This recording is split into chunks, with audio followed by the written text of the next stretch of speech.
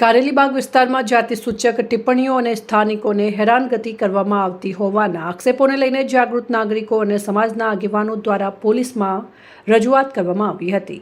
લોકોએ આરોપ મૂક્યો હતો કે કેટલાક અસામાજિક તત્વો દ્વારા વિસ્તારમાં જાતિ આધારિત અપમાનજનક શબ્દોનો ઉપયોગ કરી માનસિક ત્રાસ આપવામાં આવી રહ્યો છે।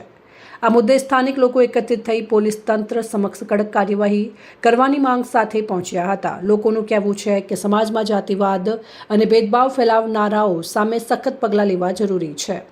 પોલીસ દ્વારા સમગ્ર મામલે યોગ્ય તપાસ અને કાયદેસરની કાર્યવાહી કરવાની ખાતરી આપવામાં આવી હોવાનું રજૂઆતકારોએ જણાવ્યું હતું।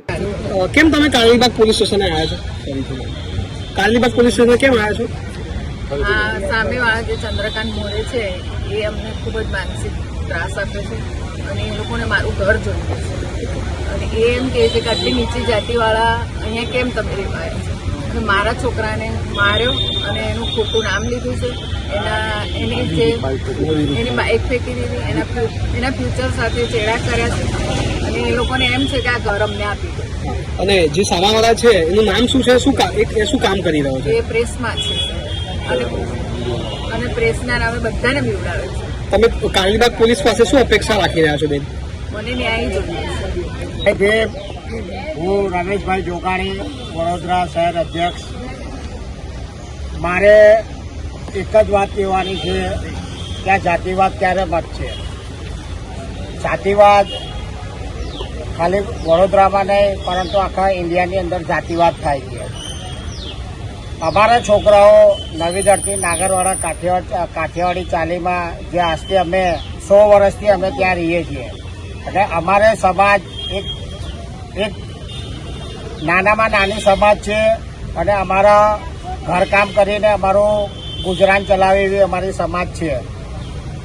સામેવાળા ચંદ્રકાંત મોરે જે જીટીપીએલની અંદર નોકરી કરે છે એવી તો એની એવી કેવી દાદાગીરી હતી કે એને તૈયારીની અંદર કમિશનરની ત્યાંથી 1-2 કલાકની અંદર ત્યાંથી એને અરજી આવીને કારેલીબાગ પોલીસ સ્ટેશનની અંદર આવી અને એ અરજી આપી।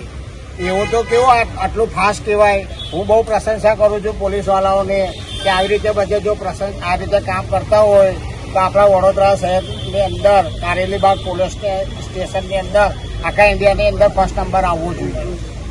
મારે કહેવાનું છે કે જાતિવાદ હટાવો અને આ છોકરાઓ ત્યાં ઊભા રહે છે। છોકરાઓ ત્યાં મેંદલાના છોકરા મેંદલાની અંદર નહીં ઊભા રહે તો ક્યાં ઊભા રહેશે? એટલે મારે કહેવાનો એક જ મતલબ છે કે ભાઈ આ બધું નાટકો બંધ કરો અને તમે આ જે ગેરમાર્ગે છોકરાઓને દોડાવો છો, લેડીઝોના નામે ફરિયાદી આપો છો, એ અમે તદ્દન ચલાવી નહીં લેવામાં આવે અને કદાચ આનાથી અમારે એકદમ ભયંકર ઉગ્ર આંદોલન કરવાનું થશે તો બી અમે તૈયાર છે। ગાંધીનગર જવાનું થશે તો બી અમે તૈયાર છે। અમે બધા અમારા કાઠિયાવાડી સમાજના અમે વણકર સમાજના લોકો છે। જય ભીમ, રમેશભાઈ। જય ભીમ, જય સંવિધાન, જય મૂલ્યવાસી। આજ રોજ રામાપીરની ચાલીમાં કાઠિયાવાડી ચાલી રામાપીરના મંદિર પાસે સ્વપ્નિલભાઈ રાઠોડને ઉપર એક ફરિયાદ કરવામાં આવી છે। એ જે ચંદ્રકાંતભાઈ મોરે જે અવારનવાર ત્યાંના જે છોકરાઓ જે ખોટી ફરિયાદો અને જાતિ સુખ શબ્દ કહે છે અને એના દર વખતે ત્યાંના લોકોને નાગરિકોને હેરાન પરેશાન કરે છે।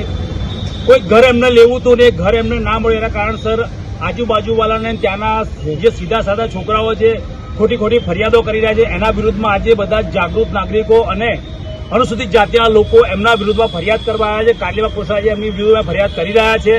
સરકારશ્રીને અમારી માંગણી છે કે એમના પર સખતમાં સખત કાયદાકીય કલમો લગાવવામાં આવે, કારણ કે જાતીય સૂચક શબ્દ ક્યારે પણ કોઈને કહેવાય ને જાતિવાદ દેશની અંદર પ્રતિબંધ કરવામાં આવ્યો છે। એના પર કડક કાયદા છે તો કાયદાની કલમો એમના પર લગાવવામાં આવે અને ફરીથી આવી ઘટના ના ઘટવા માટે સારા છોકરાઓના ભવિષ્ય ના બગાડજી કરીને એવી અમે માંગણી કરીએ છીએ। એવું કહે છે કે બધી સરકાર અને પોલીસ તંત્ર મારા ખીચામાં છે, મારો કોઈ વાળે વાંકો નથી કરી શકતો।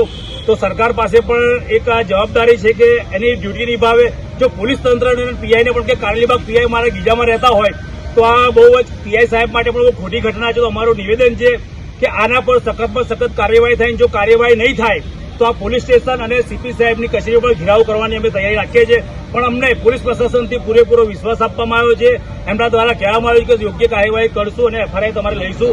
અત્યારે અમારે એફઆઈઆર લઈ રહ્યા છે। અમે ચાહીએ છીએ કે તાત્કાલિક ધોરણે એને અરેસ્ટ કરવામાં આવે। જય ભીમ, જય સંવિધાન, જય મૂલ્યવાસી. તમારું નામ શું છે?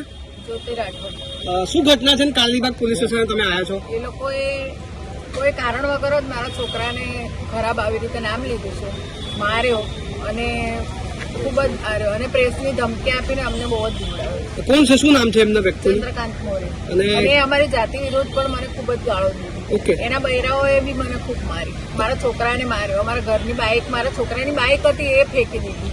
ઝઘડો થવાનું કઈ કારણ છે? એ લોકો એમ કહે છે કે તમારો છોકરો ઉપર વિભત્સ ચેનચાળા કરે છે.